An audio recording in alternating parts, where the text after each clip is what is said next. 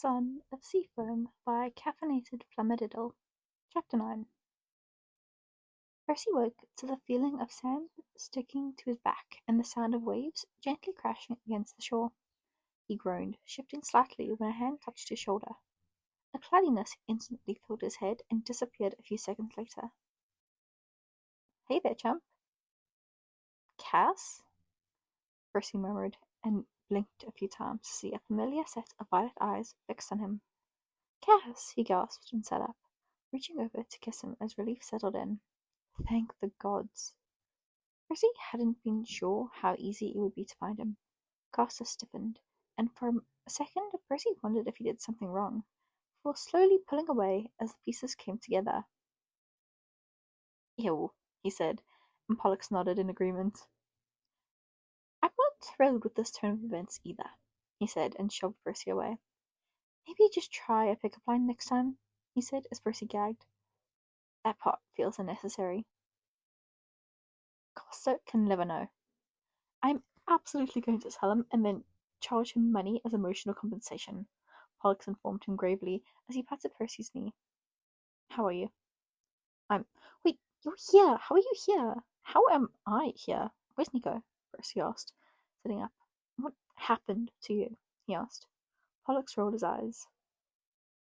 "Ah, Nico. He is probably talking Cal's ear off still," he said. Percy stared. "Cal? Who's that?" Pollux offered him a hand. "You and Nico just appeared on the shore. Yes, Nico is fine. You were both a little injured, but somehow okay. What happened to you?" he asked. Percy wasn't really sure, quite frankly. Pollux rolled his eyes as he led him through the most beautiful-looking island Percy had ever seen. It had rolling hills with grass that merged into white beaches with crystal waters. The whole thing looked like something photoshopped on a postcard. "I feel fine now," he said, and then winced as his body decided to make a liar out of him. "Well, mostly," he said, hand jerking to his side. "How did you get here?" "Well," Pollux said, and stretched out as he walked. "Grover heard Pan, so naturally he had to go that way. Annabeth and I followed because we had no leads on Daedalus, and it seemed better to stay together, but the damn labyrinth separated us pretty quick," he explained. "There were monsters and some other scary stuff, and eventually I ended up dying from some sort of carnivorous flower when Ariadne popped up. The next thing I knew, I was here." He shrugged, putting his hands in his pockets. "I assumed you brought me here to keep my dad from being upset at me dying within the first week of my quest," he chuckled, kicking the sand. "Cal has been super accommodating." "Cal," Percy repeated. "And who is that exactly?" he said. Pollux smiled and pulled back a curtain to some sort of cave overlooking the island. Inside was a small kitchen-like area connected to what seemed to be more rooms. A girl with caramel hair sat in front of a loom with her hands at work while Nico talked to her from the ground.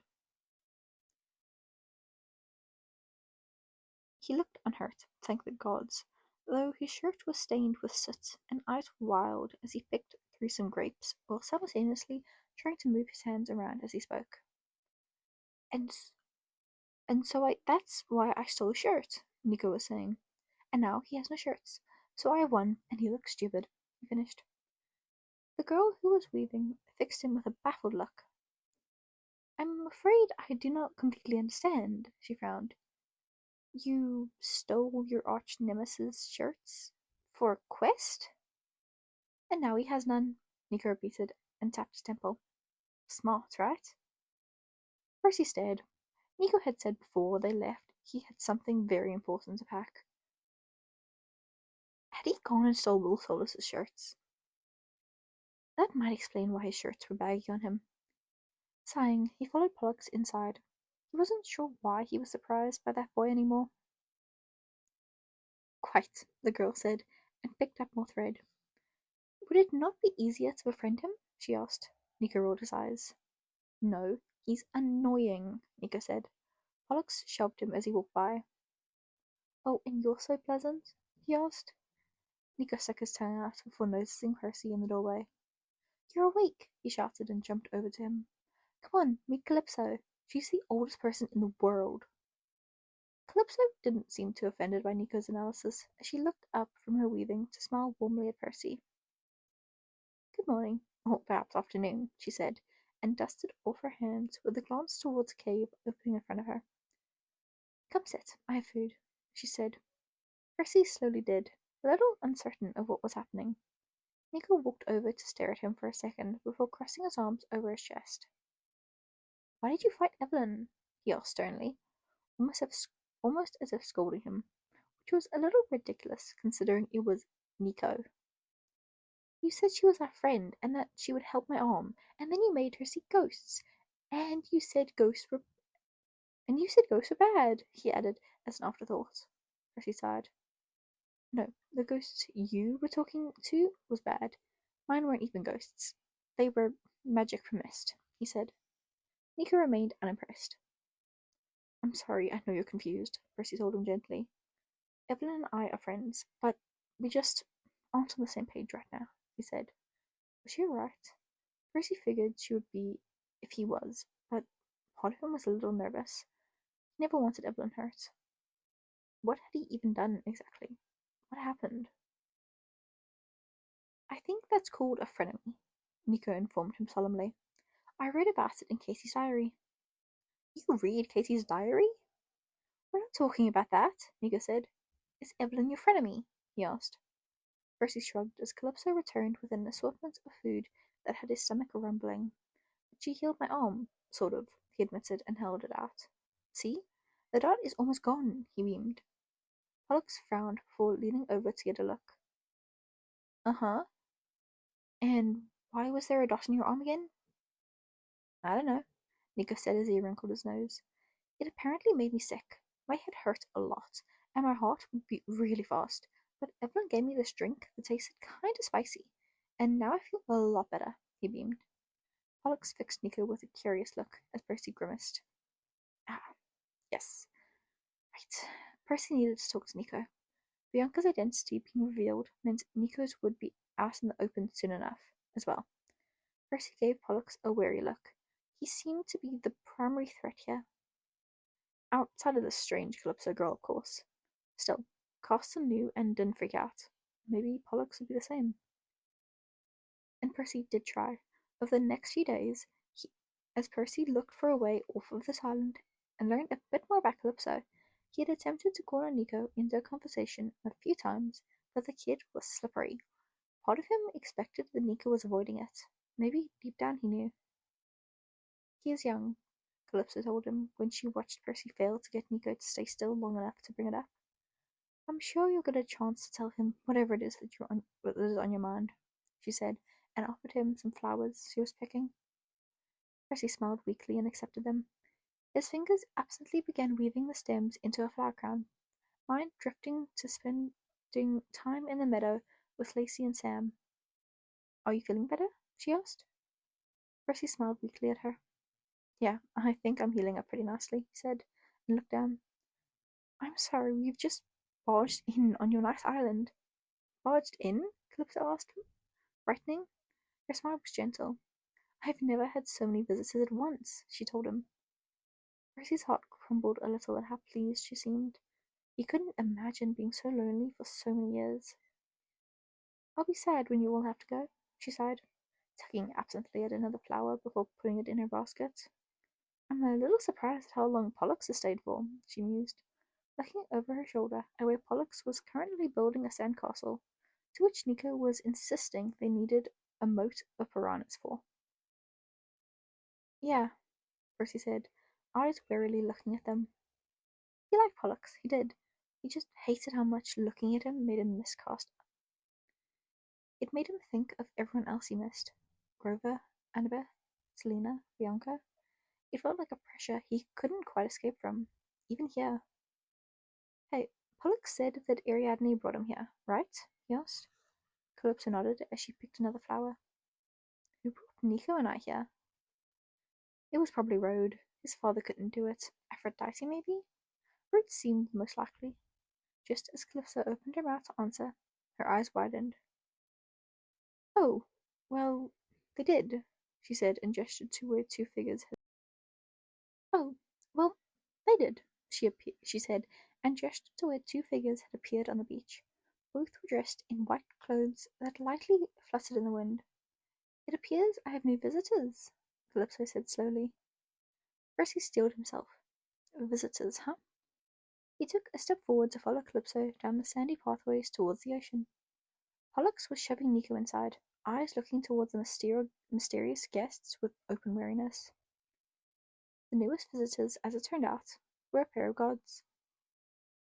Lord Apollo? Calypso asked, clearly stunned. She blinked a few times. Lady Artemis, she stuttered. Percy did a double take. He had mainly seen Artemis as a 12-year-old girl, not now. She looked the same age as Apollo, and for the first time, he could very clearly see they were brother and sister. Their coloring was still different. Apollo's hair a glittering gold and eyes a blazing yellow, while Artemis's hair was still a dark auburn and eyes a softer yellow. Still, they had the same shapes in their faces. Even the soft sprinkling of freckles glittered over their noses as both approached. Ah, Calypso, Apollo greeted with a blinding smile as he gave a low bow and kissed her hand. An honor to see you as always, my lady, he said, and batted his eyelashes. Artemis made a noise of disgust as she crossed her arms over her chest.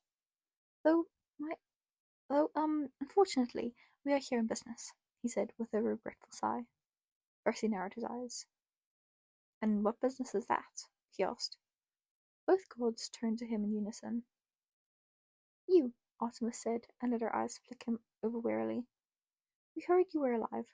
To keep you that way, we decided to bring you here, though admittedly I must confess some confusion at you having survived such an explosion. It is a strange stroke of luck, she said. Percy opened his mouth to respond when he turned to look at Apollo. His smile was charming, but Percy didn't trust it for a moment. He thought back to what Athena had told him in the throne room. Got a truth, huh? Percy mulled over his words before speaking. Yes, don't Yes, I don't have a full understanding of what happened, he shrugged. No? Apollo asked. That's a shame. What parts can you make sense of? Percy narrowed his eyes. That Evelyn was there? He said, and then smiled. I once heard children of Poseidon were somewhat immune to heat. I wonder if Evelyn is, he said, picking each word like a weapon. Apollo's eyes brightened. Artemis pursed her lips. Oh, clever boy, Apollo scoffed.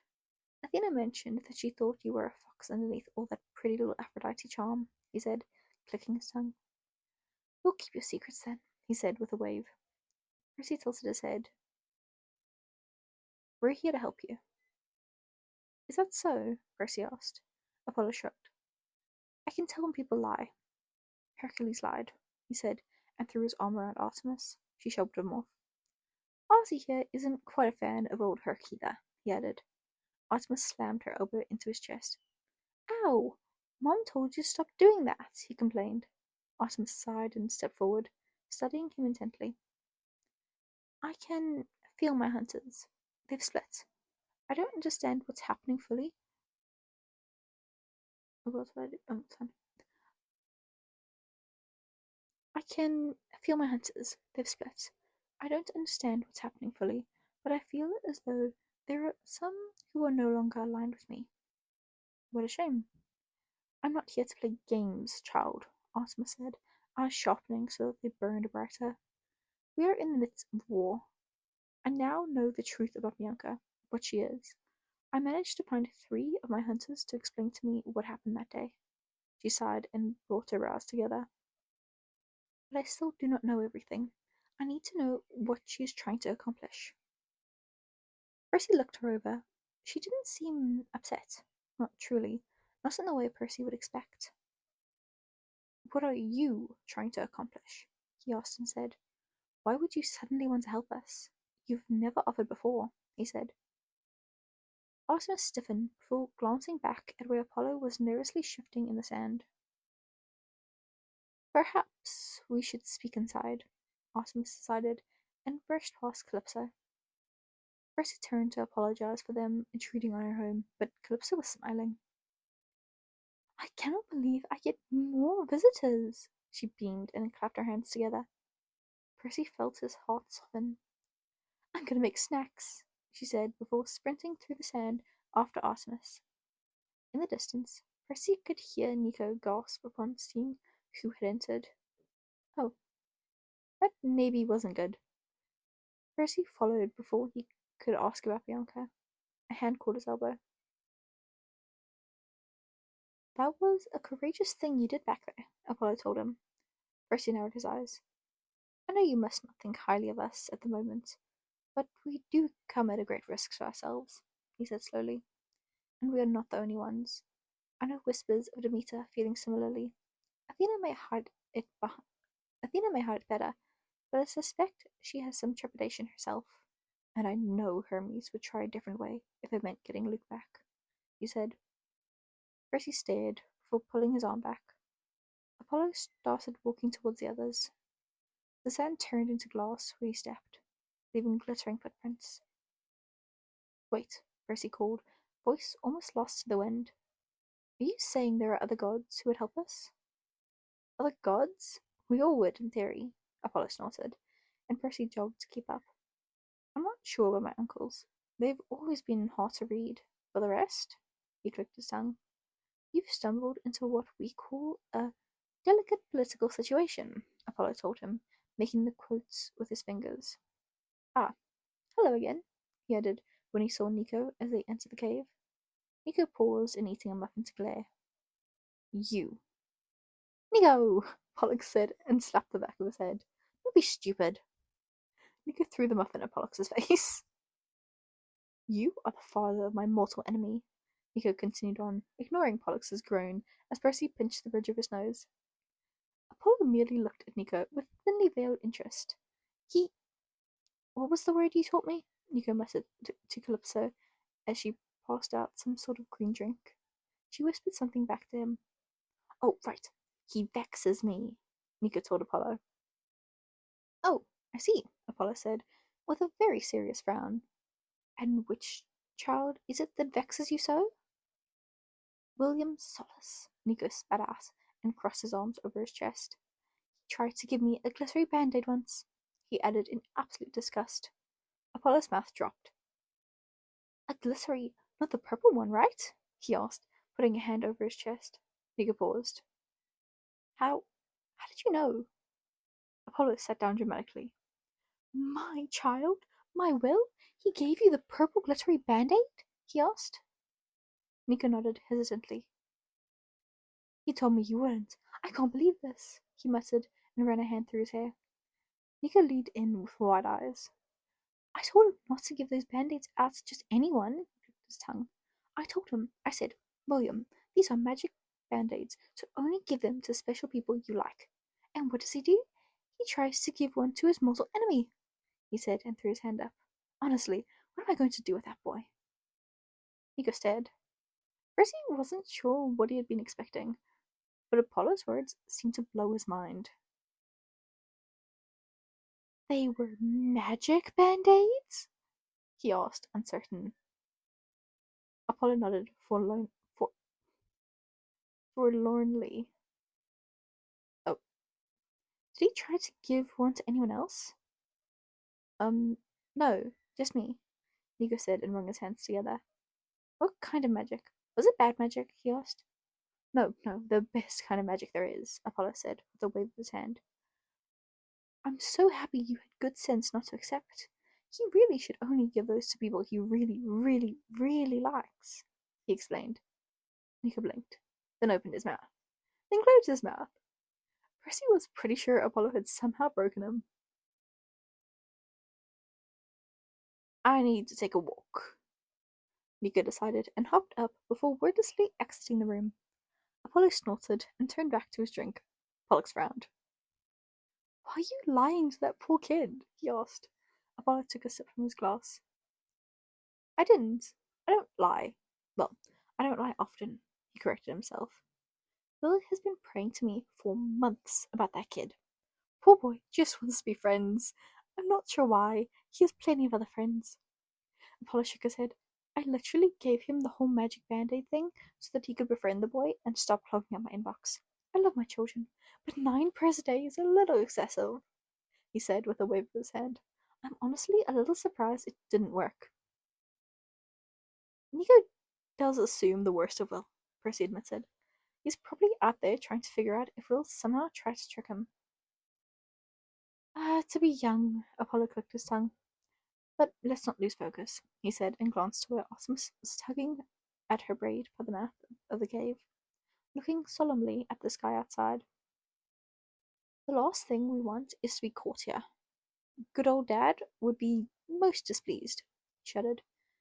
Percy glanced at Pollux, who looked equally suspicious of this whole thing. Really, the only reassurance was that Artemis was also here. Percy knew little of the gods, but he was certain Artemis was more trustworthy between these two. Why exactly are you here? You keep saying you want to help us, but you didn't even agree with me in the throne room. What did you expect us to do? Apollo asked. Openly defy our father in front of everyone? Are you aware of who he is? He asked. The man isn't known for his kind temperament, he said dryly. Artemis cleared her throat. I know, Apollo told her. Look, the, king hasn't always been a fair or just ruler. He isn't particularly one now. Then why not replace him with someone else? Percy asked, impatiently. Both twins turned to him. I'm sorry, Apollo said indignantly. Have you read myths? Has he read myths? He asked Artemis, who gave a long-suffering sigh. You do know we've tried, right? He asked as Artemis grimaced. Do you know that story? He asked bitterly. Percy shook his head. Well, allow me to enlighten you, he said, and propped his feet up on the table. My darling stepmother pointed out our father was a less than fit ruler. We weren't necessarily planning to overthrow him either, he added indignantly. Hera drugged his wine, and Hephaestus trapped him with his magic net. Poseidon felt bad and said that we should let him out if he promised to be a better ruler, which he didn't, Apollo said with a scowl. How hard would it have been to just agree to that? Apollo, Artemis said and looked up at the sky again. Apollo winced. Right. So anyway, he is let out by some traitor. Briareus, whatever. And guess what happens? He asked. Percy grimaced. Yeah, it wasn't pretty, Apollo said, and licked his lips. At most mortals know, Poseidon and I were stripped of our powers, and because we did most of it. What? Poseidon and I were stripped of our powers because we did most of it. He had planned to kill Aphrodite's children over the whole thing, but she managed to talk him into some pact in which she would never defy him again if he promised her kids could live long, happy lives. Artie, what happened to you? He asked. Artemis gave him a scathing look. He killed a few of my hunters, she sighed. Burned down Athena's library, threw Hephaestus off Olympus again. That's where the other version of that myth came from. And Ares, she wrinkled her nose. What did he do to Ares? Forced him to agree to 100 years apiece. Oh, right. He was so whiny over it. Artemis rolled her eyes. Dionysus hadn't even been born yet. I think Hestia had the throne at that time, and she didn't participate, she said, tapping her knees with another glance at the window. Who? Oh, Hermes. Didn't his feet get chopped off? Oh, yeah. What? Pollux asked. Both shrugged. They grew back pretty fast, Apollo said. It was definitely one of the lighter punishments, he said, as if cutting off someone's feet was a common occurrence. Demeter didn't have anything happen to her, I think. She probably forgot what was happening, Apollo snorted. Our aunt is a little absent-minded, he added. Percy nodded, silently applauding Demeter's commitment to her role. She played it so well that she avoided Zeus's wrath for thousands of years. But none of that was as bad as, well, Apollo shivered. Hera, Artemis finished for him. It was awful. I can still hear her screams. The mortals wrote about that one too. What did he do to her? Pollux asked. Artemis and Apollo exchanged wary looks. Have you ever heard of the Void of Chaos? Apollo asked. It is everything and nothing, I guess. It's where everything came from, including the first deities like the giants. If you touch it, then you basically dissolve into nothing, he said. Percy shifted. That was unfortunate.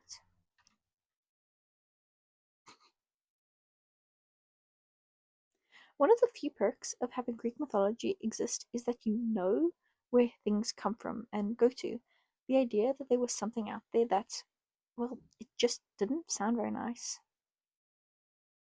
What about it? Percy asked. Artemis tugged at her braid. Our father hung Hera over it in chains.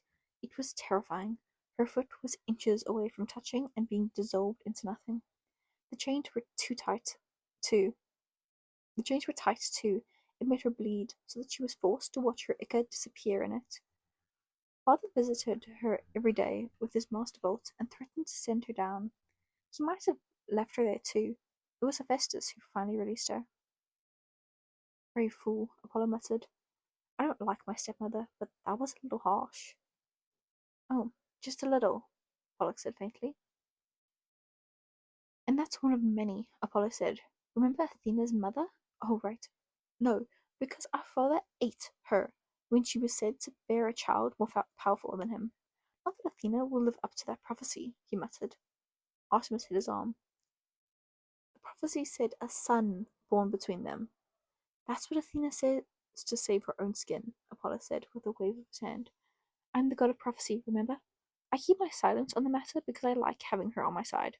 Oh, let's not forget Prometheus getting his liver torn out eternally for giving humanity fire, he said, sidetracking himself with a roll of his eyes. And here's another good one, Apollo. They need to know, Apollo said. Pandora's box? Well, that poor girl was hardly to blame. Our father blessed her with curiosity and then handed her a box before instructing her not to open it. What did he expect to happen? He also tried to kill all of humanity because they annoyed him. He bound Lixen to a burning wheel.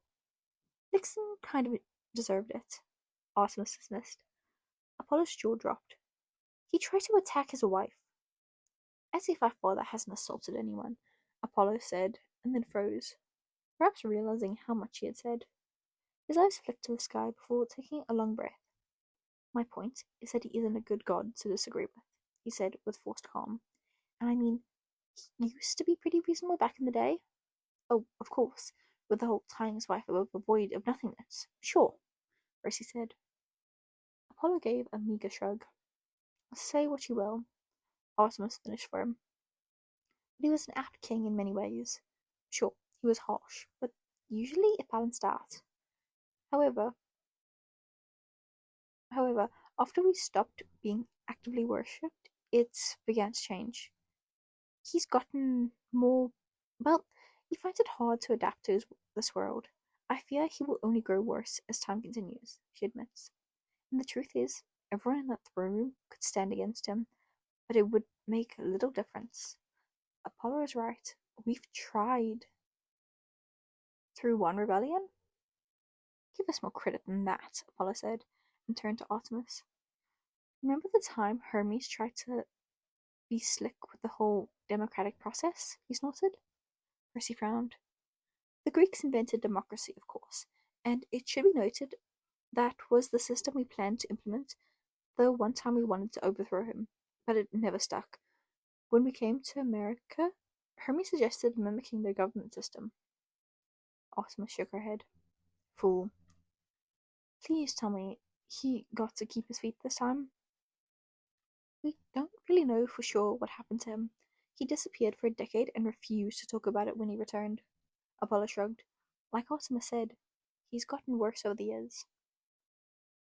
And so now you want to help us and risk his wrath again? Percy asked skeptically. I don't buy it. Apollo hummed, taking his feet off the table so he could lean forward. He smelled of laurels and, somehow, sunshine. It would be an under-the-table sort of transaction. We can help you, but you cannot let him know we're doing it. We will deny it to the bitter end, Apollo said. Percy considered this. He wasn't sure how he felt about this sudden helping hand.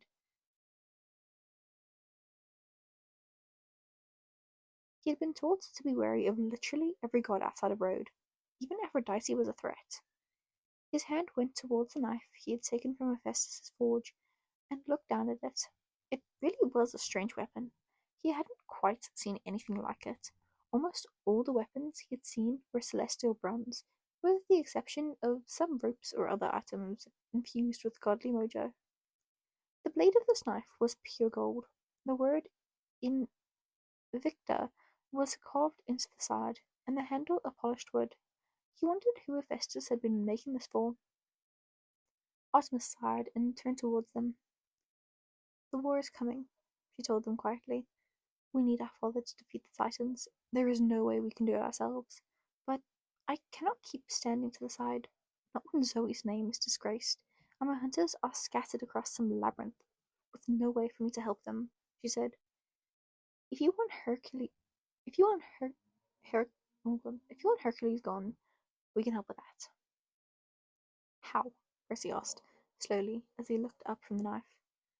"And would getting rid of Hercules get rid of people already marked?" he asked. There was a bit of uncertainty at the last question, but before either twin could answer, Calypso cleared her throat. She held out a platter of cheeses before sitting down near Artemis. "May I offer some insight?" she asked, politely. Apollo smiled prettily at her. "Hera," Calypso said with a shrug. Apollo's smile disappeared. "She was Hercules' greatest enemy, was she not? She would be the goddess. She would be the goddess to heal this ailment for good," she reasoned. Pollux laughed. Percy was in agreement. "Good luck with that." "Killing him might be easier," Apollo said distastefully. "But you are right, pretty one. I sense that would be a good remedy." He grimaced with a flex of his hand. "She is a wild card for certain," he said, running his hand through his hair. "But as for killing him," Apollo humphed. "Yeah, I think we can take him. When the Queen Niobe of the Thieves insulted our mother, my sister and I slaughtered 13 of her 14 children," he said. Percy closed his eyes. "Yes," he said with a nod. "I can definitely see how you were so much better than Zeus." "I said we left one alive," Apollo said as Percy stood up, grabbing Pollux's arm. "She insulted our mother. Why does he look upset?" Apollo asked as Percy dragged Pollux out of the cave. "What are we supposed to do with this?" he asked. Pollux blinked. "I You have an opinion, right?" he asked, pacing. "I mean, are they lying? Are they I mean, I He began and threw his hands up. "Do we trust them? Do we have a choice?" Pollux asked. Percy turned. "Look, I've been on this island for a while now. I might be missing some things, but based on what you told me, there are now three sides to this war. One gods, one titans, and one Bianca?" He shrugged. "And look, I know where you're going to land. You're stupid and loyal and will follow your friends anywhere. Well, my brother's stupid and loyal and will follow you anywhere. And I'm stupid and loyal and will follow him anywhere. We're frickin' three stooges of bad decisions over here," he said with a roll of his eyes. "And these are two Olympians offering to help us. Not some minor gods or deities. These are legit powerful gods. How are we supposed to say no?" he asked. With loud voices and shaking fists? Perhaps some of my charms speak?" "Castor must really find you pretty," Pollux said flatly and sighed. "I don't know. I think they're genuine, and I mean, they might not be the greatest, but I feel kind of bad." "What? Why?" "That's their dad they're talking about. I mean, don't get me wrong, my dad can be an ass, and he might hurt other people, sure. I've always known that, but he would never hurt me, never hurt Castor. I never thought he would, or could, or would ever want to. I don't know. I guess I just think it's really sad that they don't feel the same way. Gods or not," he said. Percy looked away. That was one way to look at him. And then he thought of Evelyn. So how they just sat there. Percy closed his eyes. There really was no way to make this right, was there? Perhaps the only goal at this point was to survive. It sounded so morbid, though. He didn't want to live to survive. He wanted to live to, well, you know, live. He was tired of hiding and running and scheming and just all of it. His eyes flicked back towards Calypso's cave. Maybe you're right, Percy said quietly. Bianca will need help. Artemis said she knew what Bianca was, Pollock said, and Percy grimaced. I always thought it was weird how similar Nico's powers were to Castor's. He smiled dryly. I guess I never thought about it too much. Who is it? He asked. Percy looked away. Then let his shoulders drop as he stared out toward the sea. Hades. Yikes. They're good people, Percy said quietly. Pollux didn't look too alarmed.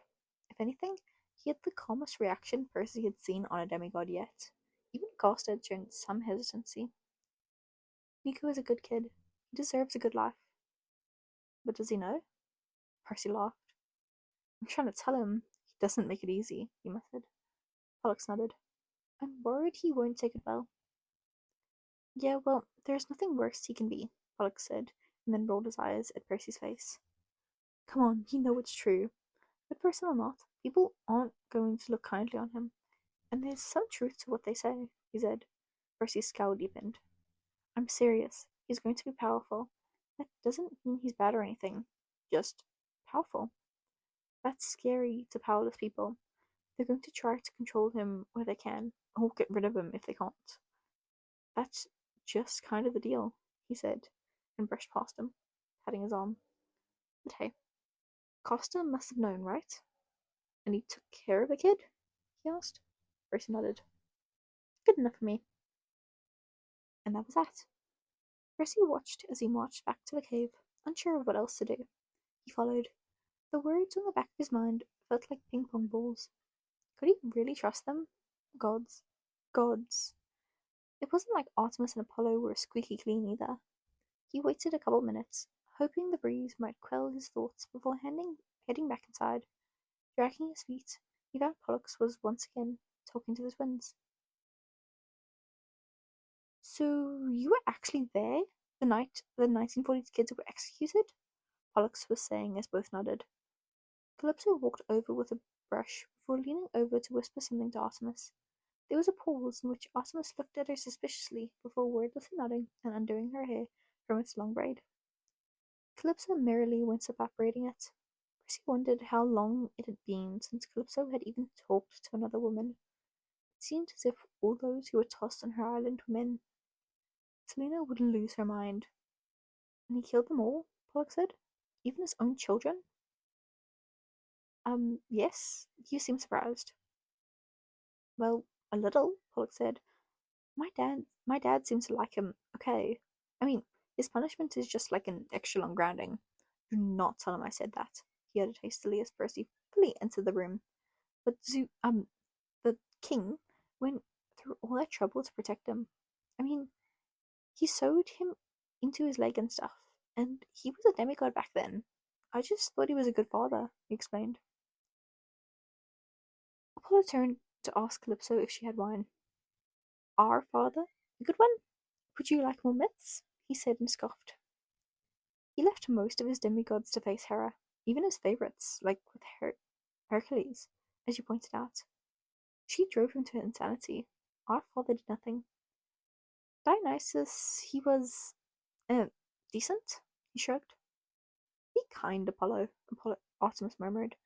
Though I will say that our father probably knew Dionysus was destined to become a god. Or perhaps it was the fact that he was not yet born, she mused. At the very least, our father likes his children to fight back. Otherwise, it is unfair, she said. And he gives the occasional blessing if you're a hero, she said, and fixed Apollo with a troubled look. He wasn't always heartless. But you would think, as king, he would try to spare at least one of his kids too, right? Pollux reasoned. Artemis and Apollo both made identical faces that were too cryptic for Percy to get a good read on. He would have spared Vera, Artemis said. She died, so... So? Then he could have spared someone else. Huh? Apollo said, and shook his head. You misunderstood their intentions. The big three don't work like that, he said and ran a hand through his hair. Not completely, anyway. They could each choose a child to save, in theory. Poseidon went with his favourite, whoever he secretly loved the most. Fair enough, I suppose. Hades? He went with whoever he thought had the best chance of being happy. His children aren't ever happy, so he's always looking for an exception, he said with a click of his tongue. And our father? He clicked his tongue. He's always looking for the next Hercules, he said with a note of bitterness. Vera was his strongest. He planned on saving her. But then Evelyn killed her, and he was pissed. Not because he liked Vera, but because she lost the fight, he said with a shake of his head. Poor little demigod. She'd worked so hard too. What do you mean? Percy asked slowly, as he walked towards the table and took a piece of Calypso's cheese to nibble on. Well, you reap what you sow, I guess. She and Poseidon's girl were always at odds. Vera wanted to please Dad, so she became what he wanted. Emotionless robot type. He loved it. Evelyn, though? She somehow made that girl emotional as hell. Vera got pissy over it, and it started this whole rivalry thing. I found it hilarious, Apollo snorted. That was what you get for mixing heads and hearts, I suppose. And the other 10? Pollux pressed. Artemis sighed. Punishment, I suppose, for being weak enough to succumb to those damn markings. That was the appeal of Vera. She was the only one of his children who didn't end up with a mark. Our father was so pleased about it. People were dying, and he just kept bringing up that she had shown no signs of digression. It was like watching a horse race or something. He shrugged. Wait, you said Hades spared someone too? Who? Pollux interrupted. Never mind that, Artemis said impatiently. Her eyes landed on Percy. Come with me, she said with a nod. I can show you how to use that knife, she said, before turning to softly thank Calypso for her hair. Percy blinked down. Oh, right. He glanced at Apollo, whose eyes seemed to laugh at him before following. Something tells me that I'm going to get beat up, he said as he walked out onto the beach. Artemis kicked his feet out from underneath him. Yep, that seems about right, he said. Artemis scoffed and offered him a hand up. A strange knife, she noted. Where did you get it? Took it from Hephaestus' forge, he said, and went silent when she walked over to adjust his grip. I'm a little surprised you want to help me train with us, he added, getting into position. Artemis didn't answer at first. She simply struck with a knife of her own. Percy found it hilarious that she was a much gentler teacher than Selena was. He supposed that she had years of practice with her answers. According to Bianca, the rule was they took any girl who wished to join, even if they had no training. Technically, Artemis had to offer, but she would never say no if asked. Try quality over quantity, she said. We were just trying to land a hit. Focus on actually landing a hit on a place that matters, an artery or organ or something that can actually do damage. Artemis told him and offered a subtle smirk. I promise you won't hurt me. Maybe not with a knife, Percy said, and tried again. Zoe said you might believe her about Hercules, he said, and Artemis's form stiffened. Would you have? Of course. She didn't sound sure. Artemis disarmed him and threw the knife back to try again. She also didn't sound sure about you knowing the truth about Bianca, she said after Hugo you had no trust of the big three kids. He told her and dove in for another attack. Artemis didn't answer until after she had knocked Percy onto the ground. That is true, she said, and looked at him for a long time before placing her foot on his throat. And I admit that there is a part of me that may have secretly wondered about Zoe's accusations. I would have stood by her, but I think I might have wondered if perhaps she was seeing things due to her hatred of Hercules. She sighed and shook her head. But that was wrong. I was wrong. Percy stared up at her. Had a god ever said they were wrong before? Artemis's foot slowly left his throat. Are you wondering the same now? He asked, as he sat up. About you hating your dad? Artemis gave him a startled look. I don't hate my father, she said, sounding surprised. I love my father. I do. I do worry about Apollo. He has never been so vocal before, she said, eyes dancing to the cave. He always speaks so highly of him, but I wonder if something has changed, or if he hid his true feelings for so long.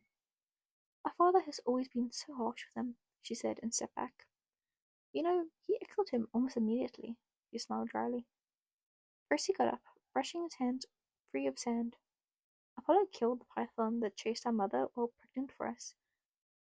He was 4 days old, she said. After he succeeded, our father claimed it was a crime and punished him. He punished a baby? Godly aging differs greatly from humans. Trust me on that. She chuckled and then looked him over. Will Bianca accept my help? She asked. Percy tilted his head. This had been the absolute last thing he accepted. I think so, yes, he said. She likes you. Artemis nodded before stooping down to pick up the knife on the ground and handing it back to Percy. Good, she said. I will protect her, and her brother. Children of Hades or not, it is said that Apollo is the protector of children. I am the protector of young girls and innocence, she told him and shook her head. I think it's time we took our duties more seriously. With all that is happening, maybe now is the time to right our wrongs, she said. If such a thing is possible. Percy didn't answer. He didn't know if such a thing was possible. Mulling over that, he followed her inside. Apparently their training session was over. Would Evelyn forgive us? Artemis asked as she walked in. Nico was back, staring at the flower Demeter had given him with heavy consideration. His eyes only flicked to Percy for a moment before going back to it. I can't say I know Evelyn super well, Percy sighed, running a hand through his hair. But I know she isn't going to want to team up with a bunch of gods despite whatever justifications they have. She isn't the forgiving type at the moment. She used to be. Apollo jumped in from where he had pulled out his lyre and was showing Pollux how to play a few notes. Sweetest girl in the world, I swear. She once helped me get my bow back. It was the most bizarre thing I had ever seen. I was furious that it was gone, so I was just about to start a plague, as anyone would do, really. And boom! She comes from nowhere and offers to help me. Though, get this, she said I had to assist her. He laughed. Sweet girl, always full of fun jokes like that. Percy was pretty sure he was having a small aneurysm. Did you help? I humored her, Apollo said. I liked hearing her sing, so I stuck around. She loved talking about that Hugo boy, he clicked his tongue. Hugo this and Hugo that. I think she had a crush on him. They were dating. Oh, really? Nice, Apollo said absently. Percy resisted the urge to remind him of how their relationship ended. Anyway, Pollux and I were just talking. We think he might get some reinforcements, he said, as Percy pulled out his chair again to sit down. Now that Hades' little secrets are out, he might be of aid, he mused. With Bianca being Artemis's bestie, he might agree, and like I said before, Hermes would do anything to get his son on the straight and narrow. My father would probably kill the boy, so you're offering us 4 gods? 5, Percy said. Everyone turned to him. I have an idea on how to get Poseidon on board. Really? With his daughter being as she is now? Yes, I think I can figure something out, he said, unwilling to expand on much more than that. He wasn't going to throw himself under the bus completely. And some minor gods, perhaps. My sister Rhode would help me. That's 2 of the big 3, Pollux said. If we wanted to even the odds, I think that would do it. Nobody has agreed to anything yet, Artemis said, adjusting her bow over her shoulder. We've stayed here too long as it is. You 3 need to return to your world as soon if we have any hopes for this to work. And the boy, she added to where Nico was sitting. Percy jumped. Wait, shit. He was still there. He had been so quiet with his flower that Percy had completely forgotten. Had he heard the comment Apollo made? Gods, he hoped not. Artemis turned to him. Does he know this prophecy rests on him? Her voice rang clear in his head. Rang clear in his head. Percy looked up, startled. Oh, right. They didn't know what Percy was. Nico, however, he shook his head. Artemis didn't say another word. In fact, when he looked back up, both were gone. Calypso stared at the empty spaces, clearly disappointed. Nico got up and walked out. Nico, Percy called. Hey, he began, but fell silent when Nico kept walking towards a tree at the top of a hill right outside the cave. Without a word, he collapsed underneath it and buried his face in his arms. Nico? Percy asked, hesitantly, as he knelt next to him. When he put a hand on his back, he felt him tremble. Percy closed his eyes. No, he said quietly. There had been so many obvious clues, and deep down, Percy knew Nico wasn't as clueless as he appeared. Ironically, it was something he shared with Demeter. It's not true, Nico said as he sat up, sniffling away tears. Right? They're confused. I mean, Demeter claimed me, right? He asked. Percy swallowed. Bianca was going to tell you at a better time, he started, but Nico shook his head stubbornly. Hey, listen, I know what people say, but they're wrong, okay? You're not. You're a liar, Nico said as he wiped his eyes. You're a liar, and all of you are trying to trick me, he hissed. Percy bit his lips. I'm not a monster. I'm, he began, and then his eyes fell towards the grass underneath them that was turning a dark brown. He jerked his hand away. Stop it, he shouted, though Percy wasn't sure who or what he was addressing. Percy reached out for him, but he moved back. No, this isn't happening, he muttered. Nico, you're not. Where are you going? Percy asked, frustrated. Nico, we're trapped on this island. How are you going to avoid me? He asked as he got up to follow. Nico ignored him. Hey, he said, a bit sharper as he grabbed his arm. Nico tried to jerk away, but Percy kept his hold. Listen to me, okay? I'm not your enemy, he promised, though the look on Nico's face said very, very differently. I thought you were my friend. I am. Nico considered that as he stepped Percy over. Then, more slowly, he pulled himself away. What am I? He asked finally. Percy looked at him.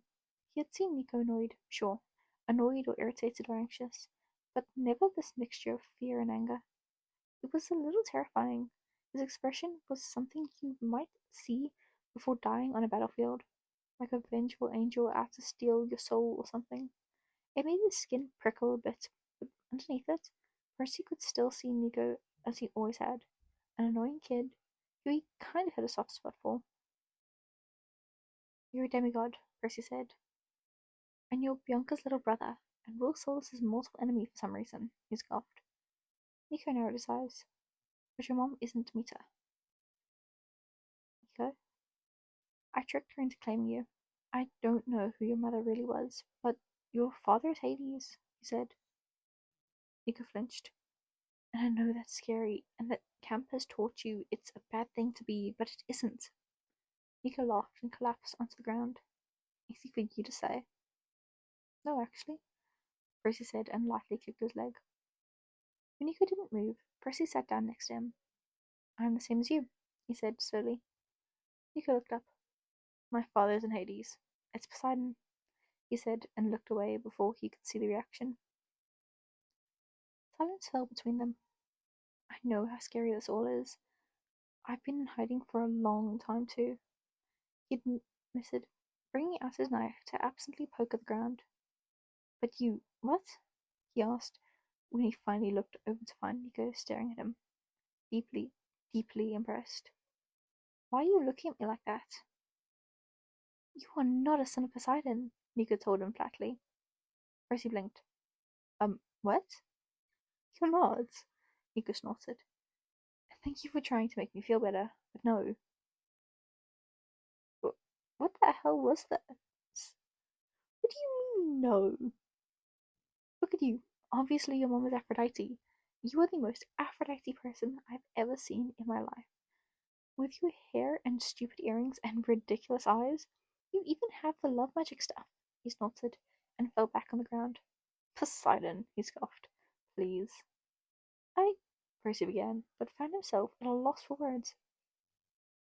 Firstly, Nico's sarcastic attitude had seemingly come from nowhere. Apparently, the idea Percy could be a big three kid was so ridiculous that it just unlocked a new part of his personality. Wow. Secondly, what? Of all the things Percy expected when coming forward with the truth, never had it crossed his mind that someone wouldn't believe him. And Percy perhaps could summon some water and prove his parentage, but he was a little taken aback at the moment. I am, he found himself saying. Nico sighed. You are one of the kindest people I know, he said. There is no way you could ever be a Katara. Everything they told you about Kataras is a lie, Percy interrupted. Besides, Bianca's also Hades' kid. Do you think she's evil? He asked. That seemed to stump him. Percy thought he had found the hack when Nico brought his knees to his chest and sighed. When Percy went to put a hand on him, he jerked away. What? What's wrong? Percy frowned. I thought, he began and inched away a little. It didn't matter when I was a Demeter kid, because it was just plants, he said quietly. Percy took a moment to try and work that one out. It didn't matter when I was a Demeter kid. His eyes fell to the dying plants around them. Oh. You can touch me. Nico shook his head. You're not going to hurt me, Percy said, and held out his hand. It's okay, see? He said, and put a single finger on his knee. Nico flinched away, closing his eyes as if he expected Percy to combust on the spot. A second later, he cracked an eye open. Totally fine, Percy told him and patted his leg. Yeah, try grabbing my hand, he coaxed. Nico looked uncertain, but placed his palm over Percy's. Totally fine, he repeated. You, he began, but was cut off by Nico launching himself forward. Percy almost fell over, but steadied himself as Nico desperately squeezed him, fingers gripping the back of his shirt like a lifeline as his face buried in his shoulder. Percy sighed and rubbed his back. It's okay, he tried, but it was hard to comfort someone over something like this. I'm sorry, he said as Nico let go. You should have known sooner. Silence. Are they going to try and kill me? He finally asked. Percy bit his lip. Even Miranda and Katie? I don't know, Percy admitted. Nico dug beside him, fingers picking at the dead grass. Llewellyn won't want to be my friend anymore, he said, and then went still before tugging at his shirt. Will won't either. I thought he was your mortal enemy. Nico deflated, and Percy felt like the worst person in the world. Yeah, I guess so, he said, and just as Percy opened his mouth to take it all back, Nico pulled out the flower Demeter had given him. It hasn't died yet, he said, holding it out with a sad smile. Does she know? He asked. Percy figured he meant Demeter, so nodded. That's probably why she's sending me to Persephone, he murmured and looked back down at the flower. Nice her. I think she really likes you. Yeah? Nico said, though he sounded a little doubtful. Maybe. This could take me to the underworld, to Persephone, he noted. Percy felt his blood grow cold. Without even thinking, he snatched the flower right out of Nico's hands. Don't you dare, he found himself saying. Nico blinked. You're staying with us. Bianca would kick my ass if I lost you, and we can't help each other if you're gone, he pointed out. Then realized he probably shouldn't have just yanked the flower away from him. Hesitantly, he held it back out. Promise? He asked. Nico reached for it. Promise? Percy asked, more forcefully, and only let go when Nico nodded. Good. Besides, we're all stuck on this island together, right? He asked. Nico smiled, but it didn't look genuine.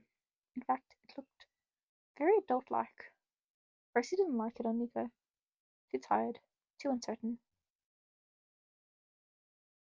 Come on, Percy said, after a couple seconds. We should go back inside. Figure out what to do next.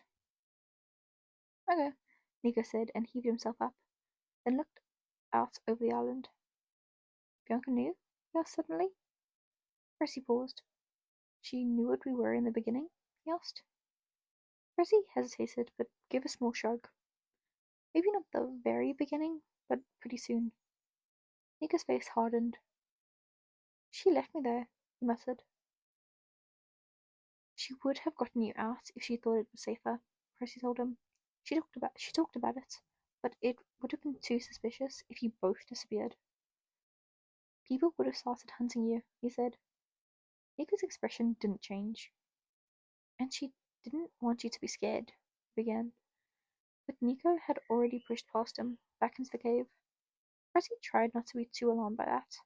He had a lot to take in. It was a hard situation, no matter how you spun it. Sighing, he followed. Calypso was waiting for them in the kitchen with a sad smile. Hi, she greeted, and held something out. I made you all some things, she said. Percy looked down in surprise. In her hands was a leather holster. For your knife, she explained, as Percy slowly took it. Oh. Curiously, he hooked it around his thigh and put the knife inside. It was a perfect fit. I thought since your sword that, what is it? She asked. Pen. Right, pen, she nodded. You wouldn't be used to storing weapons. So, she smiled and then turned to Pollux to hand him and Nico their gifts. Percy didn't get a good look at them. His mind was trying to put the pieces together. Calypso, we're not leaving anytime soon, are we? He asked. Calypso glanced at him with a sad smile. Slowly, she dusted her hands free of the silver flowers she had given Pollux and stepped back, wringing her hands. The fates are very repetitive with my guests, she said slowly. Until now, at least. Still, I am no fool, she sighed. Percy tilted his head. Whenever I feel love towards my guests is usually when they are allowed to leave, she explained. Nika made a noise of alarm. They turned to him. Percy has a boyfriend, Nika said, pointing at him. And my sister told me to call the police if adults said stuff like that to me. Calypso laughed.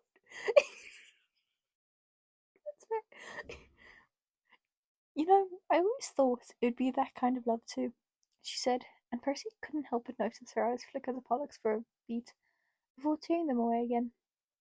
But I think this time they wish to show me a different kind of love, she smiled wryly. Percy felt his stomach twist. There were so many sad parts of this isolated life that Calypso had been forced into, but this part might have been the saddest part. Might have been the saddest now that he thought about it. If the fates only sent her men she was doomed to fall in love with, she wouldn't really know what it was like to have friends or family or any of that, or even remember what that had been like. Gods were cruel. He had known this, of course, but the thought always filled him with such sadness. We can come back for you, Pollux said. Calypso smiled at him. I'm serious. If our conversations with Artemis and Apollo were anything to go by, we can do it, right? He asked. Percy nodded. I promise, we'll figure out a way to get you. I promise, we'll figure out a way to get you a visit or something, he said with a shake of his head. Calypso hummed, patting the side of Pollux's face fondly, before placing a basket of food on the table. Thank you for trying, she said quietly and turned away. The raft is outside. It will take you wherever you wish. Calypso, Pollux said and grabbed her wrist. We'll see each other again, okay? He told her. And given how you said time works here, maybe it will be really soon, he said. Nico nodded as he looked down at his flower and then back up at Calypso. Or maybe now, he said. Bill turned to him. Maybe my flower will work with you too, he said. Percy worked to register that. Demeter gave it to me to get to Persephone, he said slowly. So maybe it'll take you to her. I'm not sure, Calypso said. Even if it worked, then I'm not sure I'd be suited to the underworld. I could go with you, Nico suggested. Maybe we could all go. No, Pollux said immediately. You said the raft can take us anywhere we want to go? He asked Calypso. She nodded. Then I want to use it to find my brother. You three use the flower. On second thought, Percy can't come with us, Nico said. Percy looked between all of them, feeling a little like he was being hit like a tennis ball between them as they threw out these plans with an amount of carefulness he wasn't sure he could manage. Nico gave him an apologetic smile. Calypso is a goddess, and Hades runs the underworld. I'm not sure what would happen if you went. I've been before. And how did you get out? Nico asked. Percy opened his mouth before snapping it shut again. Nico was right. Road had given him those pearls to escape last time. Would he be able to leave again? Nico didn't know the underworld well enough to navigate him out. Still, the last thing Percy wanted was for Nico to separate from the group. He opened his mouth to say so when Nico fixed pleading eyes on him. I want to do something good, he said quietly. She's our friend, right? Ugh. Percy rubbed a hand over his face. He turned to look at Calypso. What do you think of all this? He asked. Calypso spluttered for a moment, mouth opening and closing a few times as she tried to come up with a sentence. Finally, she shook her head. I couldn't put Nico in danger. Besides, the gods would come after me. The gods are going to come after me, Nico told her. Calypso tilted her head. We can run together. It might be safer, he reasoned. No gods can get you in the underworld, and Nico gasped. You said your dad was Atlas, right? He asked excitedly, hopping up. Calypso gave a slow nod. My sister knew your sister, right? Right? Nico asked excitedly. Percy gave a baffled nod. Zoe, he said, and Nico beamed. Well, she's dead now, and if we're in the underworld, you can maybe see her. I think Bianca said she's in the stars now, but I'm not sure if that means her soul is or not. He frowned. Calypso gave a breathy laugh. Are you sure? You would want this? Do you want this? Nico asked. I don't think it would be as nice as this island, but, I mean, how badly do you want your freedom? He asked, and looked out of the cave a bit wistfully. Because I want mine. I'm not sure how I'm going to get it yet, but he trailed off. Calypso's face went blank. It was a big decision, especially when they weren't sure if the flower would even work for her. What if it just took Nico and he disappeared into the underworld all alone? What do you two think? Calypso finally asked. Percy bit his lip. Pollux looked equally uncertain. Well, Percy finally said, if he's going to the underworld, I would rather it be with you than most other people, Percy said. I can send Bianca to meet you both down there too, he said. Calypso nodded. But it is up to you. And Nico, if you're sure, you are sure, alright? He asked. A part of him hoped the answer was no. Nico didn't give it to him though. He merely nodded before holding the flower out to Calypso. She took it. You'll stay with me, right? She asked him. Nico puffed out his chest at the sight of it. Calypso's expression softened before turning to Percy. Her eyes roamed him over with a silent promise. They would be okay. He smiled back, and she turned to grab Nico's hand. We will see you soon, she told them both. And perhaps we can get more gods on the side of this war you speak of, she smiled. Percy chuckled, though it sounded strained and nervous. Just as he was about to change his mind and object to the whole operation, the petals of the flower fell off. Nico caught one and Calypso the other. By the time the stem hit the ground, both were gone. Pollux only stared for a moment before grabbing Percy's arm. Let's find Castor. And afterward we go find Grover, Percy said firmly. Was Annabeth still at camp? Gods, there were so many people to keep track of. He felt his anxiety rise. Pollux didn't object as he heaved their things onto the raft and started pushing them out towards the water. Percy hopped on. The island grew more distant as they waded out, both silent. Mist rose around them, obscuring almost everything for a moment, until all that he could process was the white and subtle rocking of the boat. Then they hit the shore. Well, sort of shore, not quite. They were in a cavern of some sort, and not a nice little cave like Calypso's. This was... Well, if Percy hadn't seen the underworld himself, he might think this was hell. It was cold and creepy with what were they called? Those stone icicles? Stalagmites? Or was it stalactites? Well, this place had both, so he supposed it didn't matter. Pollux stepped off of the raft into the small creek of water trickling through. This isn't part of the labyrinth, is it? Pollux asked as he looked around. Percy shrugged. Castor! He shouted. There was a creaking sound behind them. Percy whipped around, bringing out his sword. Real smart to shout, Percy muttered under his breath. Pollux shot him a nasty look. Definitely want to trick monsters. Shut it. Percy? Pollux? Castor's voice answered. They both froze. Seriously? He asked, and Percy felt his heart soar when his boyfriend approached on one of the large mounds of rocks.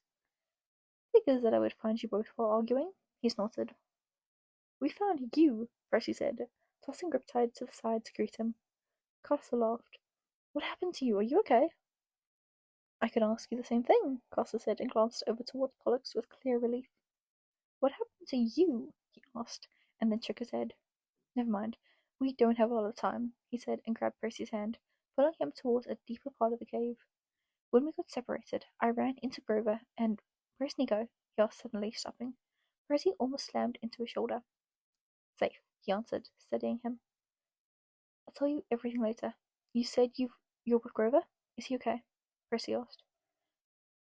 Castor gave a nod, but it looked slightly regretful as he pointed towards the other end of the cabin, where a figure was kneeling. Grover! Percy called and raced over, almost tripping several times to get where Grover was sitting.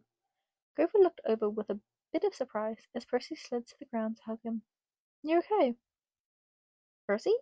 He asked, and then gave a light laugh. You came, he smiled and shook his head. I mean, I shouldn't be surprised. You said you would, he said softly. Percy looked around. Who? Pen, Grover said and closed his eyes. Percy, he was here. He was right here, he whispered, and reached out as if to touch something in front of him. Oh. Percy felt his heart sink. To be that close? His searcher's license was surely revoked by this point. We'll find him. You can keep looking, even if they... No, Grover interrupted him gently. You don't understand. He's gone, he said, and then took a long breath. Percy frowned. He looked as if he had been crying. I was led to him before, and he asked me to spread the word. He choked and then shakily stood up, staring forlornly at the surrounding cave before looking at the ground. Grover? What did he ask you to say? Percy asked, trying to be as gentle as possible as he also stood up. Grover closed his eyes before finally turning to meet his eyes. The Pan is faded. The Lord of the World is dead. It was, understandably, a solemn walk back out of the cave. They at least had time to catch up. Percy listened to what happened to Grover during his time in the maze, and then did his best to catch everyone up on his end of things where he could. Hey, Castor said, pulling Percy a bit off to the side after he was finished. Are you sure you're okay? He asked. Percy looked at him. You know, after the whole being blown up in a mountain thing, he said. Ah, right. He tried to keep his expression neutral. Yeah, it's fine. Lucky Evelyn was there, huh? She probably saved you and Nico. You know, being Poseidon's kid and all. Definitely, Percy agreed. Costa looked at him. Costa looked him over, absently brushing some hair from Percy's eyes. It had grown out a little bit. The blue tips he had once had were gone, but the grey streak stubbornly remained. You're looking at me weird. Am I? Costa asked, lowering his hand. Are you sure there isn't something you're not telling me? That son of a bitch. Percy felt his face morph into a scowl. Pollux told you, didn't he? I swear, I thought it was you. I woke up on the damn island, and he was the first person I saw, and I thought it was you, so I kissed him. But look, I realized right away. Wait, what? Costa interrupted. He kissed my brother. Oh. Percy opened his mouth, and then awkwardly rubbed the side of his arm as he bit his tongue. No, he finally said. Costa raised an eyebrow. I really did think it was you, he said, voice growing small. Costa shook his head, though he couldn't see any sign that he was distraught. Relieved, Percy took a few steps after the others, when Costa spoke again. I guess that makes us even, he said. Percy stopped walking. What? I accidentally kissed your sister, he admitted. Percy turned back to him. What? You. Which one? He demanded. Selena has a boyfriend. When? How? It was Evelyn. We ran into each other in the maze. Did? Her and I don't even look that much alike. How could you? He began, only to falter once he realized the slip up. Shit. Costa gave a nod of triumph. I knew it, he said, lowering his voice slightly as he glanced at where Grover and Pollux were a good few yards away. I knew it. I thought Anita was being weird with you, and you do look like her. Shh, no, how did this happen? Nico didn't even believe me, he said, and Costa's mouth dropped. You told Nico and not me? He whispered. Nico? Nico didn't even know about himself. Well, I told him about himself, and then I told him about me. But he didn't believe me, Percy said, wringing his hands. Costa glared. What was I supposed to say? I didn't want to put you in danger. I knew about Bianca. I knew about Nico. Why couldn't I know about my boyfriend? He asked. Percy flinched. Despite their whispers, the empty caves around them seemed to make everything louder. I can't believe you kept this from me. I was scared. You think I would hurt you? Costa asked, voice rising slightly. If you think I would ever hurt you, then we shouldn't be dating, Percy. No, I wasn't worried about that. Look, the last person I told was Thalia, and he looked away before shaking his head. It just messed with my head. The only reason I could tell Nico was that he was slipping into self-loathing, and Costa, I'm sorry, he whispered. Costa shook his head and looked away. Cass, please, please, he tried, and grabbed his hand. I know I was in the wrong here, but you were already lying to Pollux about stuff, and to your dad, and it wasn't fair. I mean, I definitely should have said something, but he drove off, suddenly feeling way too tired. I'm sorry, he mumbled. Costa's face kept a hardened expression, but he didn't respond right away. You are actually taking this really calmly. There's no pitchfork or punching, so was that considered a win? Oh, am I? Costa asked coolly. Well, I suspected for a while, but kept hoping you would bring it up yourself. Right, Percy said, and kicked the ground. Dust flew up everywhere. Only Selena knows, he said quietly. Costa raised an eyebrow. She caught me when I first got to camp and helped me get claimed by Aphrodite, he explained. But she's the only one. Well, Evelyn knows, but I didn't tell her. I haven't actually told anyone other than Thalia and Nico, he said. Costa blinked at that. Wait, what about Bianca? He asked. Percy shook his head. Grover? Annabeth? He asked. Percy shook his head again. Oh, I told Tyson, Percy said as an afterthought. But then my dad made him go down to Atlantis because he was worried about him telling people, he sighed. Costa glanced at where Pollux and Grover were getting closer to the mouth of the cave and crossed his arms over his chest. He said and then bit his lip. Well, I'm so annoyed with you, he muttered. Percy looked at the ground. Oh, stop that. Stop what? Looking like that, Costa said and flicked the side of his head. Pathetic. Pathetic enough to forgive me? He asked with a bit of hope in his voice. Costa looked at him for a couple of seconds before stepping forward. Maybe, he said, footsteps echoing in the cave. I'm already putting up with you making out with my brother. Give me some time. I did not make out with him, Percy called as he jogged over to keep up. Pollux! Pollux! Tell him we didn't make out, he shouted, a little unsure if Costa's reaction was a good or a bad one. From up front, Pollux turned to walk backwards, holding at his arm. He stuck his tongue down my throat. It was gross. I did not. He tried to make me promise not to tell you, Pollux added. Tyrants. They were all tyrants. And how is this a more stressful situation than his reveal? It continued until they got out of the cave. Percy was about to ask how they planned to get back when 4 Pegasi landed in front of them. Percy smiled when he saw Blackjack leading the pack, trotting over with his head held high, tossing his mane slightly. "Hey boss," he greeted. "The pretty lady asked me to come acquire you." "Which one?" Percy asked, walking over to rub his nose. "Blue one. The big bossman's daughter." "Road." Percy nodded to himself before climbing up on Blackjack's back, rubbing his neck as the others approached.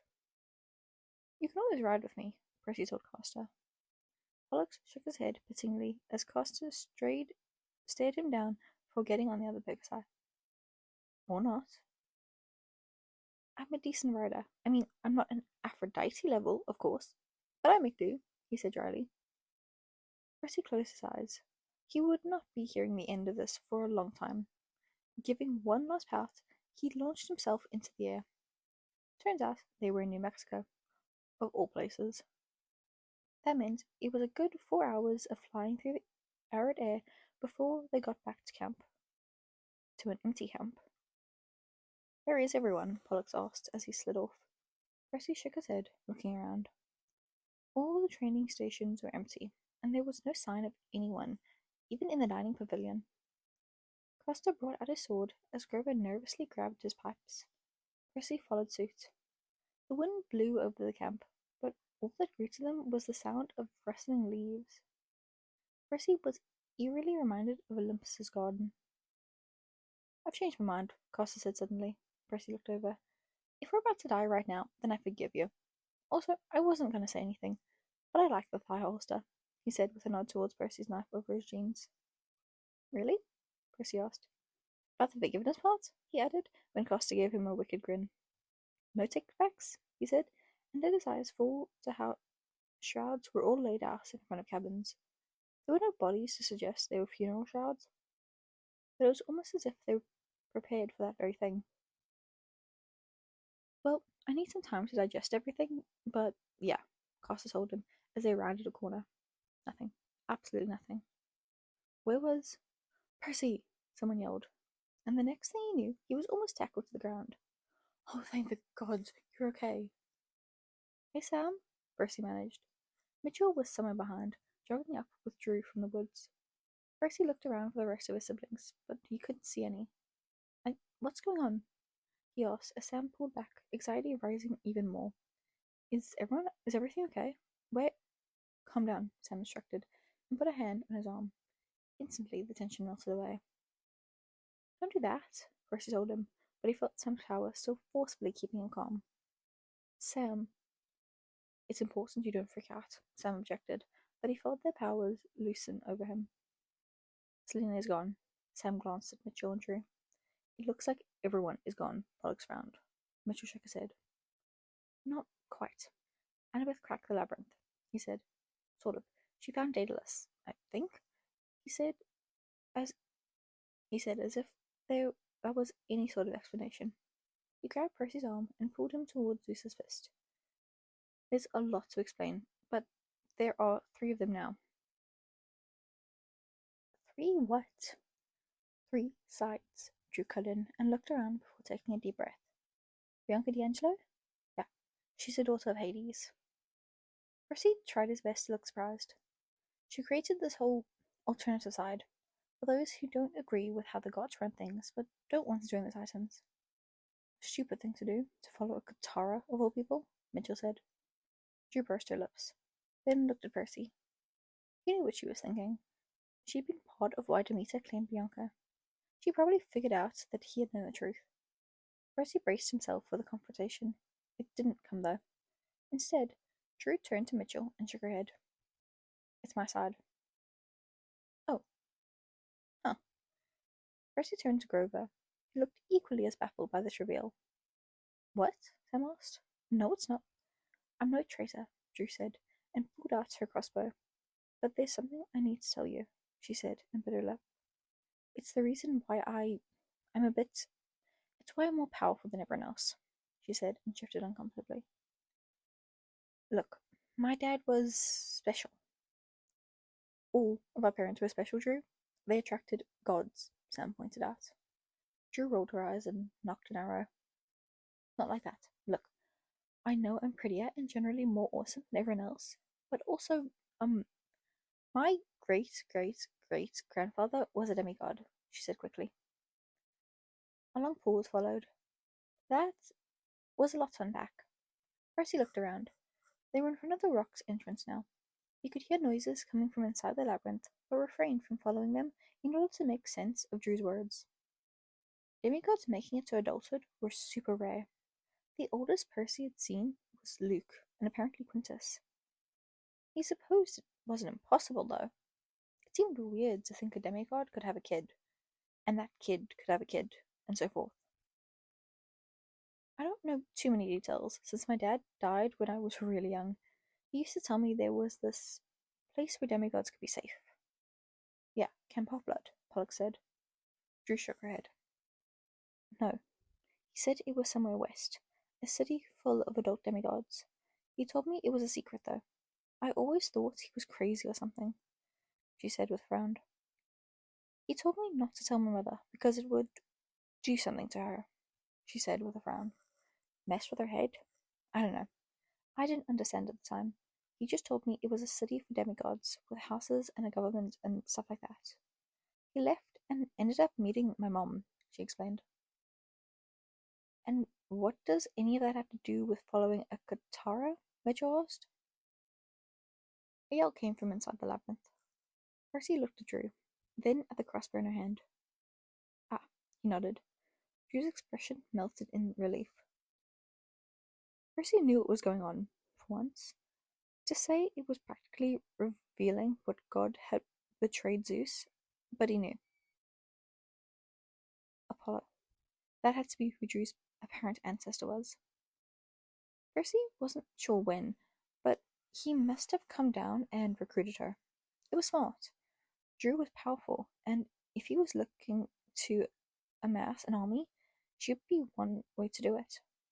Drew smiled at him, possibly knowing they were on the same side. She turned back to Mitchell. Get our siblings back to camp, she told him, ignoring his question. Lacey and Troy are back in the cabin, but the others should be there too. This isn't our fight yet. Daedalus opened this door from the labyrinth to get to Olympus, but I'm not sure how long it will last. Okay? She asked. Mitchell hesitated. Valentina is leading a charge, but it's no use.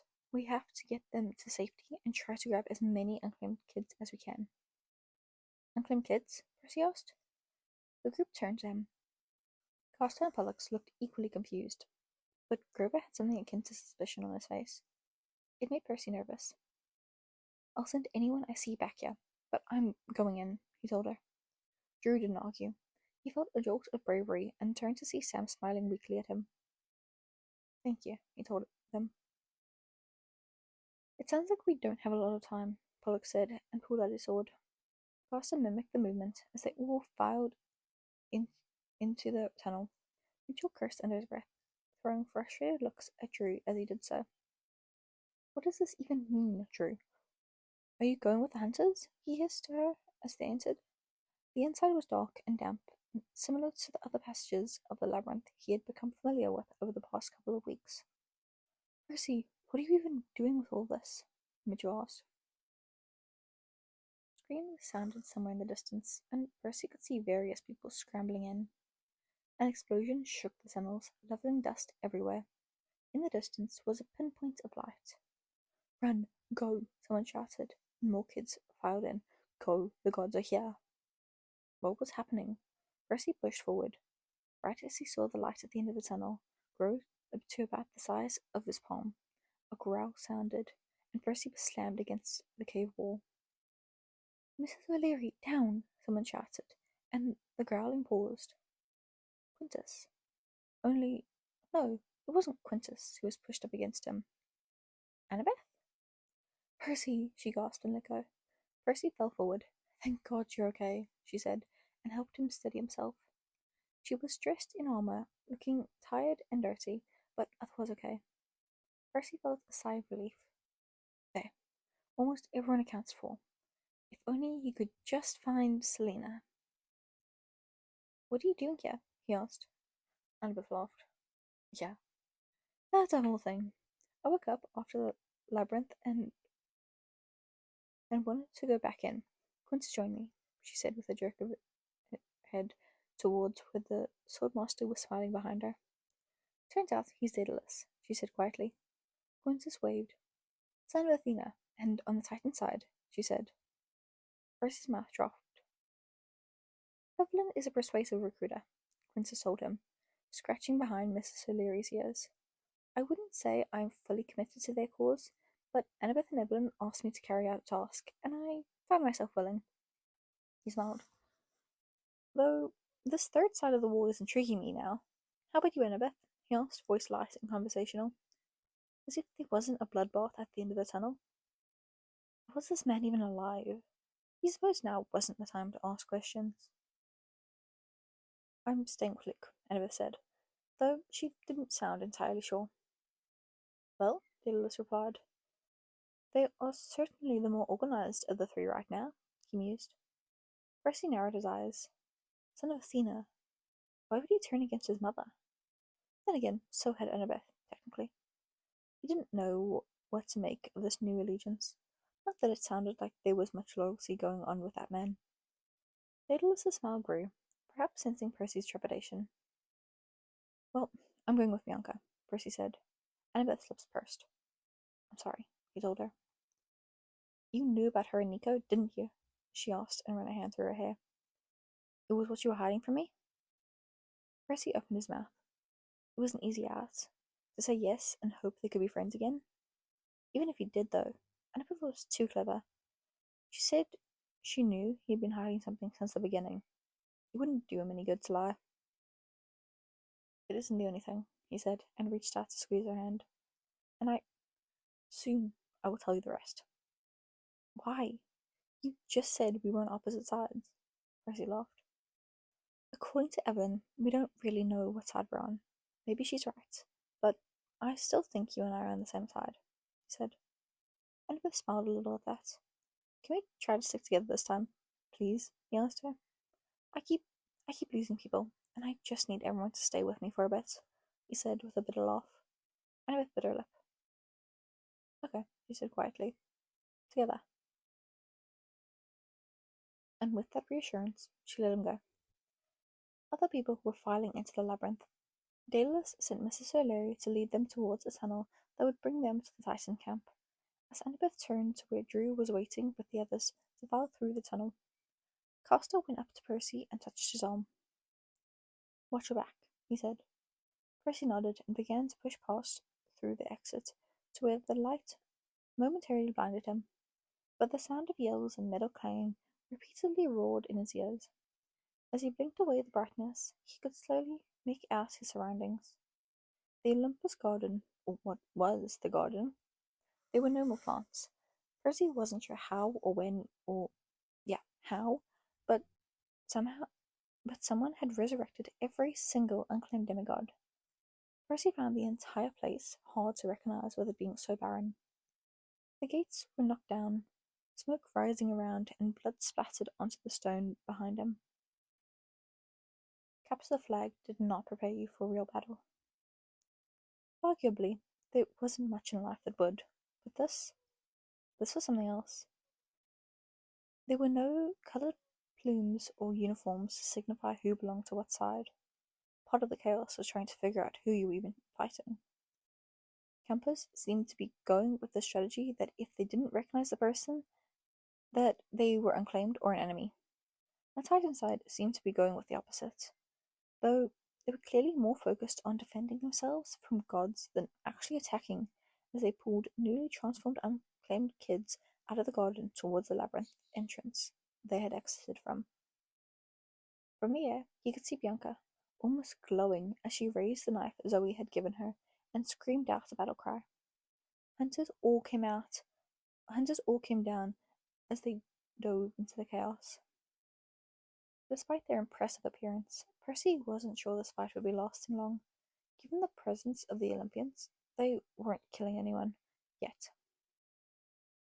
That mainly might be because they also were struggling to tell who was who. Aphrodite was putting various demigods into trances, while Ares knocked others out with quick punches in the face, which was a little concerning to see a grown man just pulverizing kids, but sure. A few others were helping. Hephaestus was catching people in traps, while Hermes zipped around trying to separate others. Hey, Castor called as he ducked underneath a sword towards him. Hey you, he breathed out with a wild grin. Percy laughed. Hey, he said, and parried an attack. What's up? Well, I've given it some thought. You know, this whole identity thing, he said. Percy looked at him curiously. Really? It's been like an hour, Castor. Turns out I didn't need to think it over that much, Castor told him. Look, not thrilled with the lying pot thing, but in retrospect, I can't break up with you, he said with a shrug. Percy kicked out at someone, reached for Castor, and shoved them away. There's a thing in the Aphrodite cabin, right? A rite of passage where you have to break someone's heart? He asked. Percy frowned at him. Castor knocked someone's spear out of their hand and snapped it in half. Well, it would blow your cover if I broke your heart first, he reasoned. So I can't break up with you, he began, and yelped when a sword came swinging down from somewhere. Percy jumped forward and deflected it. The blade grazed Castor's side, but otherwise left him unharmed. By that logic, you're not allowed to die either, Percy told him. Castor offered a shaken smile. Yeah, I'll work on that for you, he breathed out, and raised his sword again. Percy beamed at him. And honestly, Castor said, shaking his head, I mean, with Thalia, I thought maybe, and with Bianca, I suspected, but with you, he said, and lowered his sword again to meet Percy's eyes. With you, I know, all of you are good. You're good people, Katara or not. Percy felt his chest melt. Thanks, Cass, he whispered. Castor shrugged and glanced over Percy's shoulder. Can't say I'm a fan of any of your fathers, though, he said wryly. Percy turned to find the gods had all rounded up, standing over the battle solemnly. You, Zeus's voice called. It wasn't a roar or a rumble, but a simple word that was strangely heard over the shouting and clanging of weapons with no intensity. Percy followed his gaze across the battlefield to find Evelyn and Luke standing to the side. Both were on a pillar that fell through the gate, watching the chaos below. Luke smiled wryly. Father, he greeted, and then looked at Zeus. Grandfather? You two are fools to think you could ever win a battle on Olympus, Hermes said, voice clearly shaken. Evelyn smiled. Explain yourselves. How have you caused this chaos? The Golden Fleece could not have freed them all at once, he said, gesturing to the chaos below. It had started slow, almost as if everyone wanted to listen to the conversation. As it was, Percy didn't have to defend himself from attacks so often as the group all began to watch. Yeah, that's weird, isn't it? Evelyn asked. But let's talk logistics. She put a hand on Luke's arm. I mean, it's almost as if freeing those demigods was a distraction, so you forgot what else that fleece could be used for, she said, and clicked her tongue. Luke nodded in faint concern. That's true, but you know what else could free the unclaimed demigods? He asked. Evelyn looked at him. Some powerful being who can somehow magically reverse time specifically in this garden, perhaps? I don't know. Maybe the police is healing someone who could do that? He shrugged. Oh, right. Percy would admit that he didn't forget about Kronos, but also he kind of didn't think about the fact that he would, be returning. Hermes' expression didn't change, but if gods could go pale, then yeah, he would have. He is not here to defend you now, Zeus said, and his bolt appeared. Evelyn didn't even flinch. On the contrary, she held out her hand and shrugged. Percy dodged a hit from behind, weaving through various attacks to get to the bottom of the column the pair were standing on. My understanding, my lord, is that gods can weaken when their domains are under attack, no? She asked. Something glimmered in her hand. Percy got a cold feeling that whatever it was had to do with that favor Daedalus mentioned. Obviously, killing the sky is a little hard, but I know if Atlantis was ever attacked, then my father would suffer greatly, she frowned. Zeus's eyes narrowed. I wonder how you would look if Olympus was under attack. The small, puny battle isn't enough to. Whatever he was about to say was cut off by a loud pattering and then an explosion that sent everyone onto the ground at once. Even Luke and Evelyn fell off of the pillar to the ground beside Percy. Black pillars of smoke blew up from the throne room, shrouding them all for a moment as the mountain almost vibrated. Even the gods jolted, gasping suddenly. Selena once told him that the gods' powers were also tied into their thrones. He doubted the explosion actually caused much harm, but it clearly did something. Zeus's eyes went pure white as he turned to Luke and Evelyn with his teeth bared and raised his bolt back. No, Percy shouted and grabbed Evelyn's net, shoving her into Luke, so they went toppling down just in time to avoid the blast. The entire mountain shuddered as Zeus turned his eyes to him. Not good. Still, Percy would commit to his decision. He stepped in front of Evelyn, staring right back.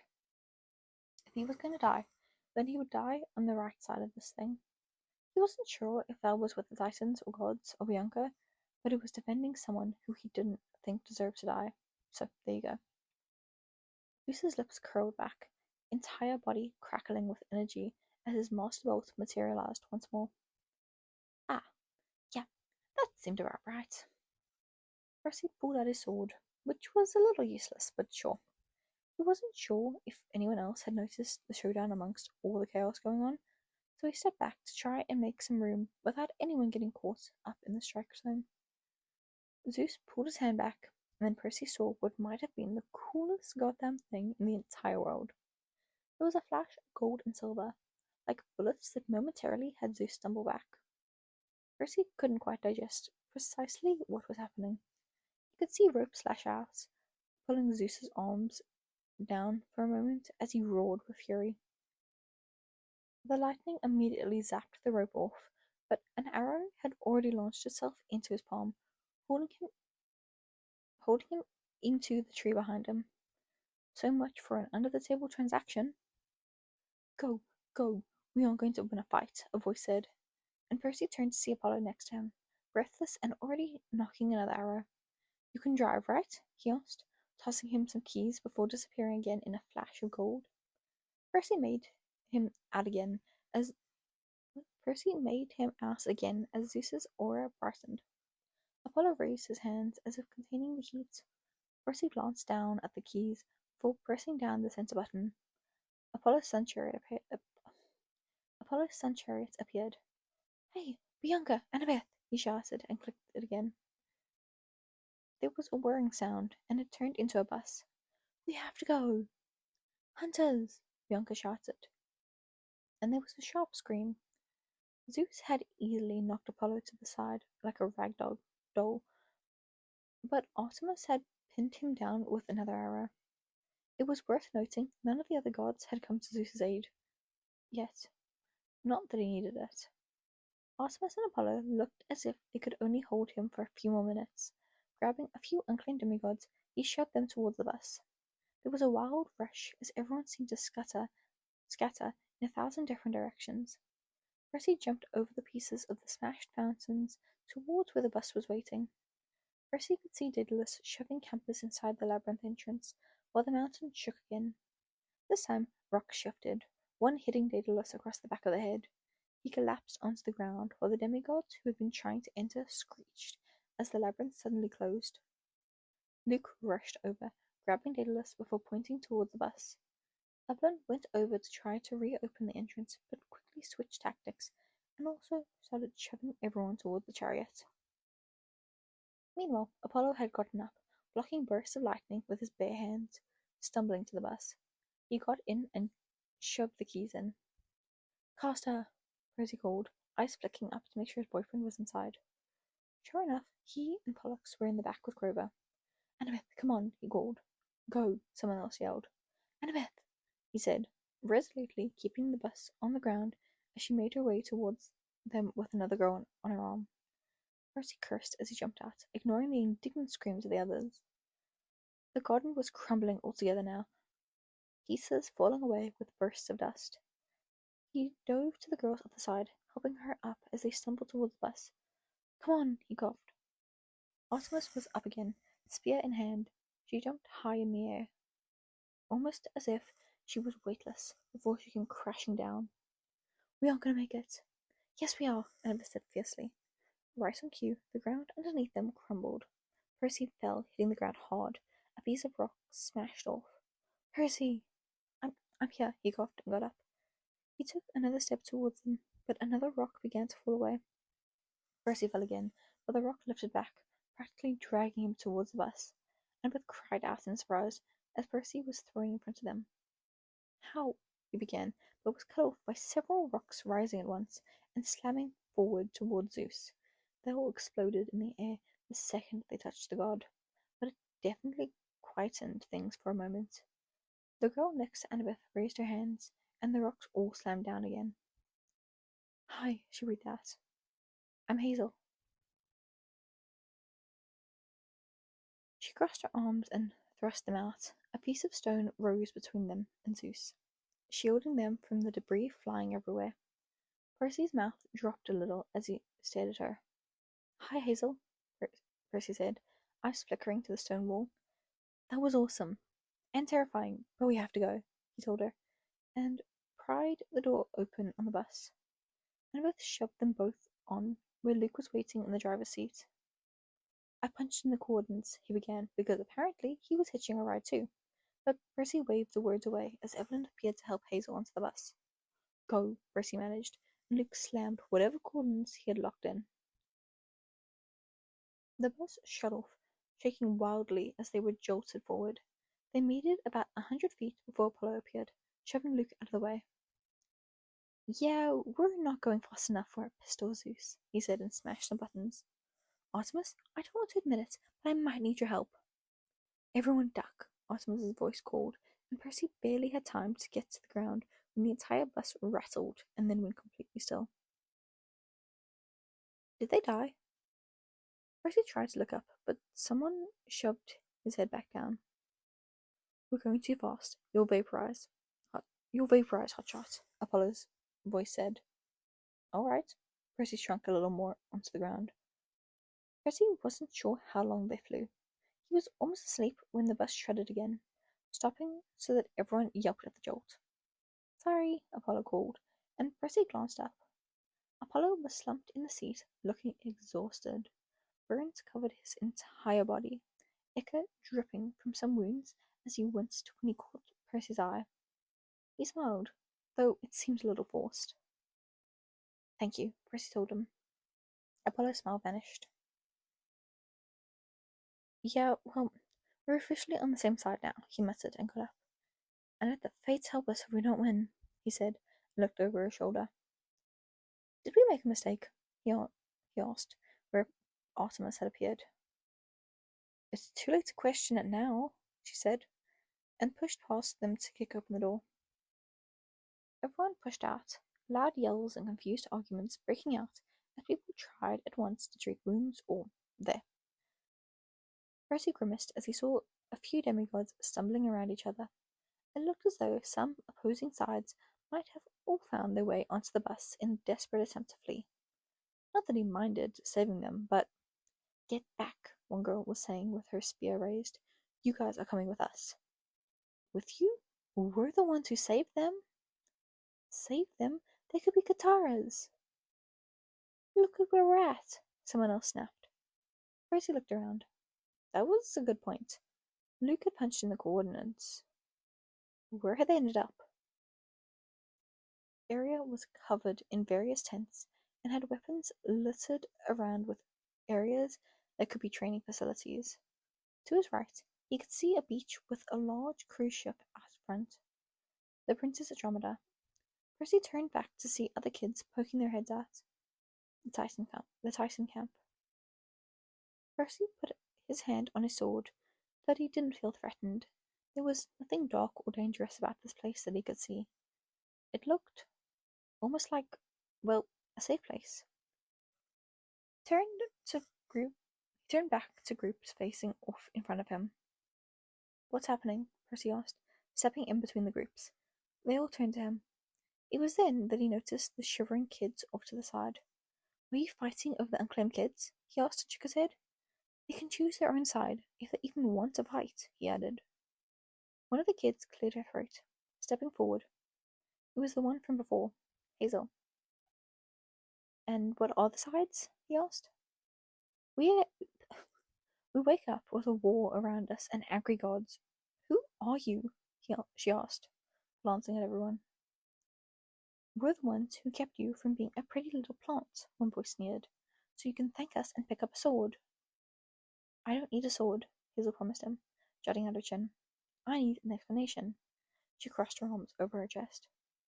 Percy stepped forward, holding out his own sword in warning. All of this was silenced by Apollo stepping forward, eyes flicking around them. Enough, he said, voice losing its charm momentarily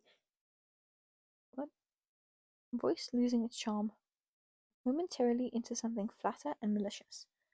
My sister and I are the gods here. You will what? Evelyn said, stepping forward. Percy inwardly groaned. You think going against Zeus puts us on the same side? She asked. Apollo almost jumped at her presence, eyes flicking over her. Percy wondered if this was the first time they had seen each other since the night the other kids were executed. Evelyn jutted out her chin. Soot smeared across her face, while blood trickled down a cut on her forehead. You are angry, he said reasonably. But we see how our father has become a problem. You're not better, Evelyn hissed. What stories are there of you? She asked. Flaying satyrs and slaughtering children? That was a rumor, Apollo snapped back. I never flayed anyone. Thank you very much, he sniffed. Then held up his hands. And I understand why you're upset with us, but we did not know Hercules was responsible for the attack, he said. There was a confused murmur at that. Evelyn's face darkened. We didn't know what it was. If we had... How can you think not knowing justifies any of it? She asked quietly. You don't just kill people when you don't have answers. You were killing people. A crack of thunder interrupted them. Everyone raised their weapons to the sky. Could Zeus get them here? Percy looked at Evelyn. Hecate? She asked, holding up her net defensively. There was a glimmer in the air, a sort of whisper of mist, and Percy looked over to find a woman rising from the ground with her hands up, whispering under her breath as her eyes went from pure black to slowly a vivid green. I'm here, she answered, and raised her hands. Your god has weakened my barrier, she said with a nasty look at Apollo. I can raise it again, but he may get a few strikes in. Brace yourself, she said, and shook a bit as she raised her hands again. He is powerful, she breathed out. Apollo and Artemis exchanged wary looks before stepping up and offering their hands. Hecate blinked, clearly confused, but accepted both. The power seemed to stabilize her, and Percy could see invisible bursts of magic jutting out. Zeus is the king of gods. Hecate is a minor god, Percy murmured. Can she really hold him back? Not forever, Evelyn said bitterly. But for now, she can try, she said and looked around. Shields up, she shouted, and everyone raised something. Percy went to raise his own, but Evelyn shoved it down. Not yours. Yours is metal, she said and shook it down. We adjusted ours to withstand lightning strikes. If you hold up yours, he'll fry you on the spot, she said, and pulled him closer, so they were both underneath. He was holding onto his sword and praying for the best when a movement caught his eye. Off in the distance, there was a familiar glimmer of pink armor and a sword that he had been at the end of for the better of 3 years. Selena, he breathed out, relief flooding over him. Grover was safe, Costa was safe, Nika, Bianca, Annabeth, Pollux, all safe. Now Selena was here and alive, and he could practically sob with happiness. Selena, he shouted and darted out from under the shield. Evelyn went to grab at him, but he was too fast. Selena turned at his voice, surprise momentarily softening the look of pain and fear on her face as he launched himself at her. "You're okay." "Percy?" she asked, stumbling back. "Oh my gods, you're okay," she said, and grabbed his face.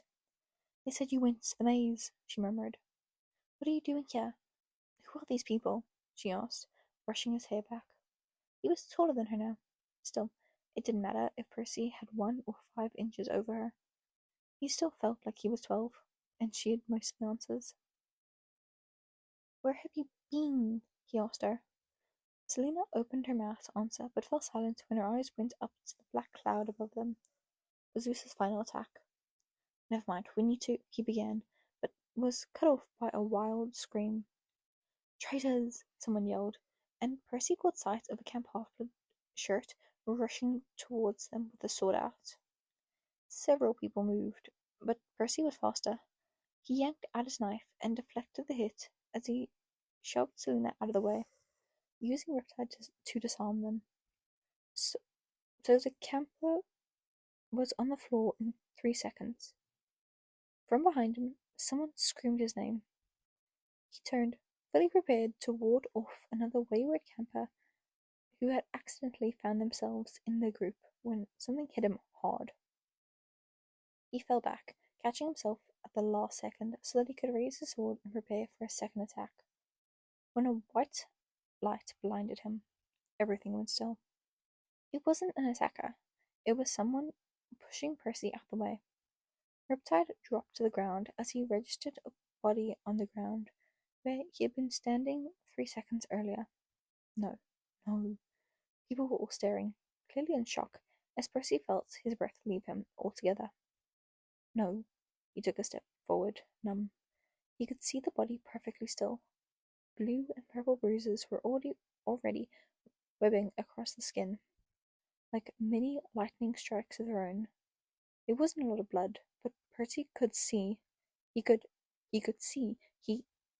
Percy? Someone whispered as he fell to his knees. No. Which one? He asked, unable to really process the question. His blood was turning cold. No, gods, no. He looked around. "Castor?" he screamed, voice a little desperate. And maybe it was wrong. It was wrong to hope his boyfriend popped out. Wrong to hope this was Pollux, but "Pollux?" he shouted, and looked down again. He couldn't tell. Gods, he couldn't tell. He couldn't. Did Pollux not come with? Did Castor not come with them? He saw both on the bus. Which one was this? Percy? Percy Hay? He couldn't tell. This was hell, and all he could do was try to keep calm as he looked around. "Apollo," he choked out. You're the god of medicine," he asked. Apollo stared back. "Do something," he shouted. Apollo looked down and swallowed. There's nothing to do," he said, voice calm and pained. Percy clenched his fists. "No." He looked around, and this time he felt his heart flutter when Violet's eyes met his. He sat up, breath held as the person stumbled up. "No," he said, repeating Percy's internal monologue.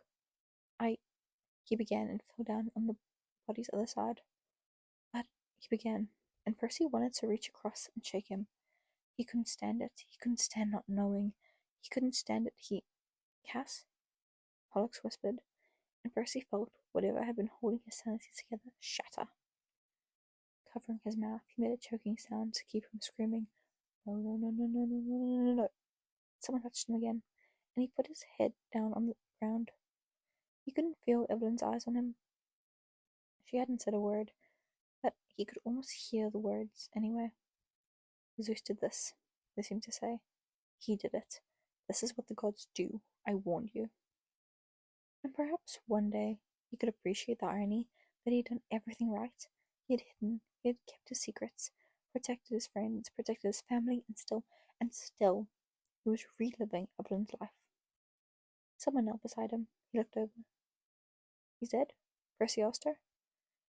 And Bianca nodded wordlessly. The same nod she had given when Thalia died. The same one. Percy closed his eyes. Pollux was crying, gripping Castor's shoulder tightly. He tried desperately to ignore everything surrounding them. He turned to Bianca. "You'd still help me bury your body, right?" he he managed to choke out. Yeah, she said and squeezed his arm. Yeah, I can do that. Not knowing what else to do, he stood up, backing away from the shock and feeling of nausea. Evelyn and Luke were standing beside them. Both looked sorry. He ignored that. He didn't care. Instead, he met Evelyn's eyes. We're not on the same side, he told her. She nodded. It wasn't news. Still, there was regret there. But you said you would help me, right? He asked. She nodded again. I need you to teach me to use my powers. My other ones, he said quietly. Evelyn tilted her head. And you can have Hercules. Take whatever god you want. I don't care. And I won't stop Younger from taking down Kronos, he said, and stepped forward. But I want Zeus. Percy? I want Zeus, he repeated. I don't care who kills who, or throws who in Tartarus. I want Zeus, he repeated, voice shaking. Evelyn went silent for a moment, and then nodded. I think I have a way for you to do that.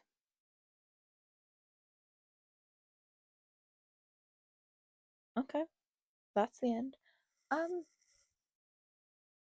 That got dramatic. I forgot casted eyes. Like I have not read this in a really long time now.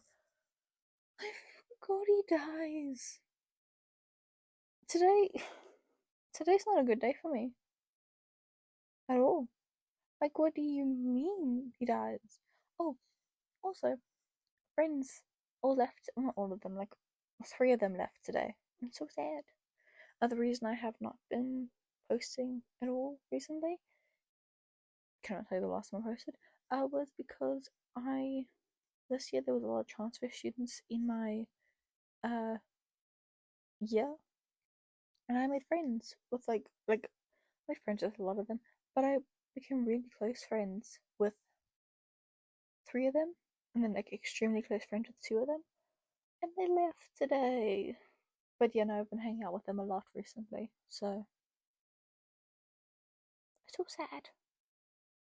But yeah, no, they left this morning, so oh, I'm also finished school, so woo. Yeah, finished school by the way.